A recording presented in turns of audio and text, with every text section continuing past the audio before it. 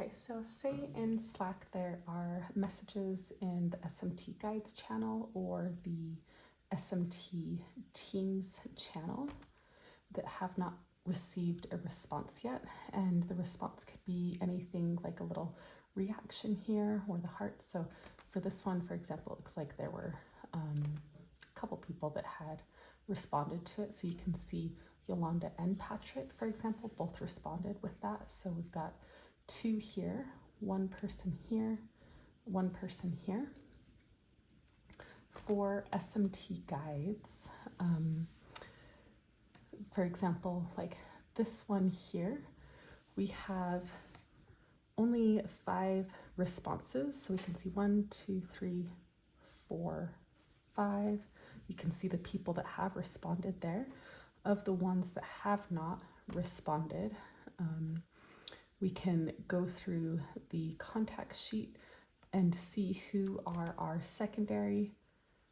the primary, secondary, and backup guides that are all permitted guides.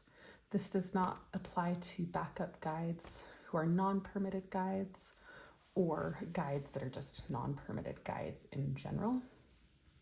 This also does not apply to the last call backup guides, permitted guides, or last call backup guides, non-permitted guides. This is only relevant for those that are on Slack and permitted guides. So you can also see like who's on Slack right here and if they are permitted. So for example, like right now this person here for Alexis is in the category for non-permitted, so she does not need to receive the alerts.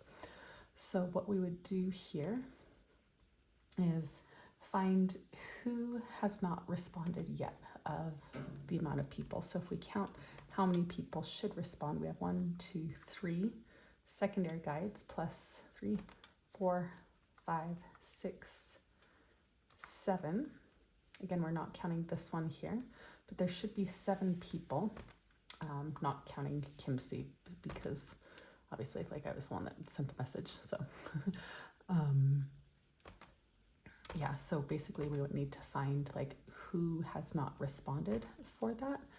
And so when we go in to see the replies of those people, we can see, okay, Miguel has not yet responded.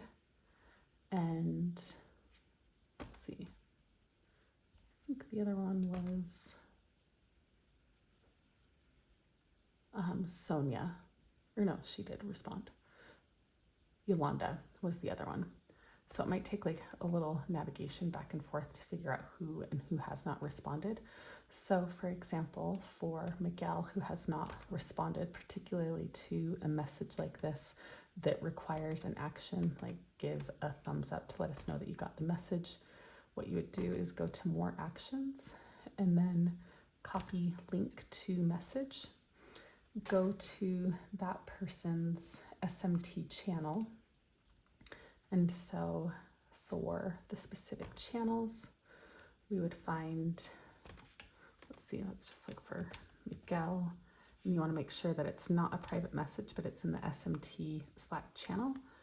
You can attach the link with the suggested message. And say, for example, if it were multiple messages, then you would input that there as well.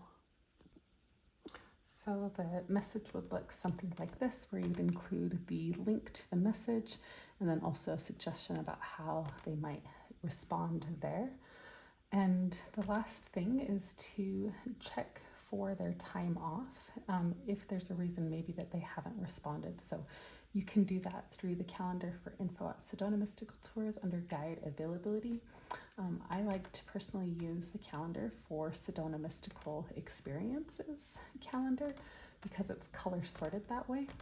And so when we zoom out, we can see how or who's off. For example, if a guide has been off for a long period of time, like Elena, we would wait until Elena is back or that guide is back from vacation if they're off.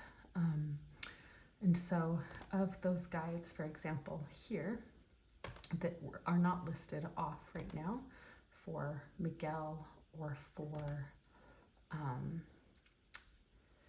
Yolanda, there should be no reason why they didn't receive the message. So in that case, you can go ahead and schedule send the message for any time between 9 a.m. to 5 p.m. That would be Arizona time, Mountain Standard Time. If, for example, say it were Sonia who would be off until the 14th, then you would schedule send that message for the 14th, and maybe even include something like, I hope you had a nice time off or something like that in the very beginning of the message.